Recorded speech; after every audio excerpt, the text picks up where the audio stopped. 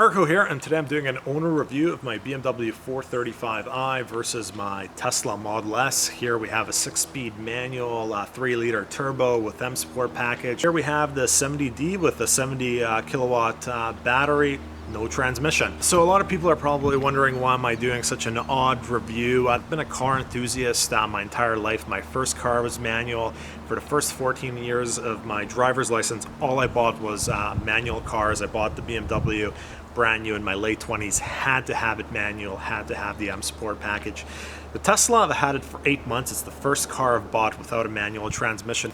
It's more practical, it's more functional, and it's way more fun to drive. A lot of my friends and colleagues think I'm drinking the Tesla Kool-Aid. Honestly, I'm not, and I'm going to show you a few reasons why this car is so much better. And this is coming from a guy who's not even an environmentalist. I live in a house with a 3-car garage that's huge. I'm not one of these Tesla hypocrites who owns a Tesla, but yet they live in a mansion and they think they're saving the environment. If I really cared about the environment, I would live in a teeny home.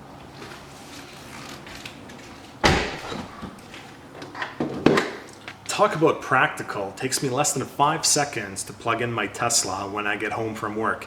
The next day I have a full charge. I've never had a range issue driving around my city for business in the 8 months I've owned it. Compare that with the BMW, which when I used to drive regularly, I'd have to take to a gas station at least once a week.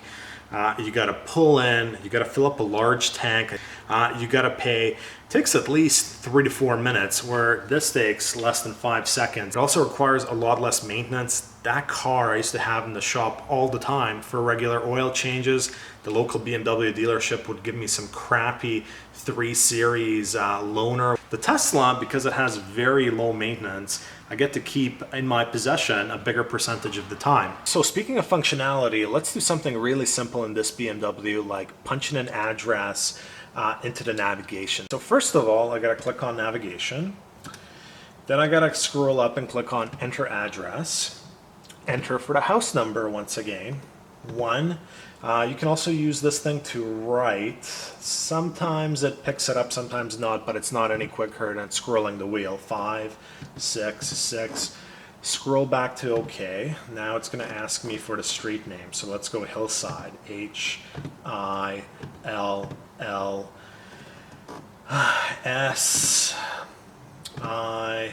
Okay.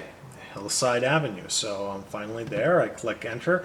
Now it's going to ask me, what city is it in? Is it in Kelowna? I'm going to scroll down to my town of or city of Victoria, and I'm going to start guidance. When I click start guidance, it starts the navigation. Click here, 2870 Shelburne. Right away it picks it up. I click on it, calculates the route. That was maybe 1/10 of the time. I'm not going to bother going over 20 or plus more other features of this car that just make so much more sense.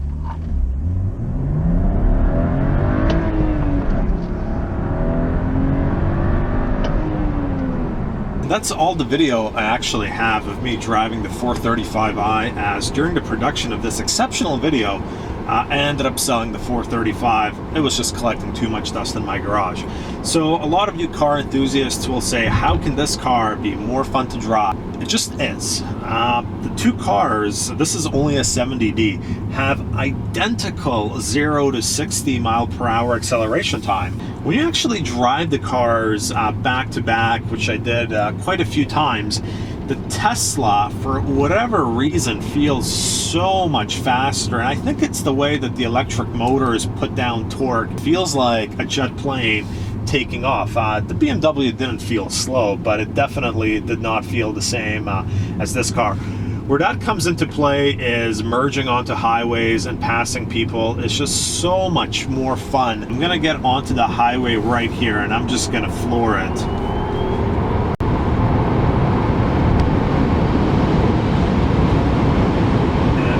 Absolutely passed everyone that I needed to merge onto the highway, and I'll let the regenerative brake slow the car down before I lose my license.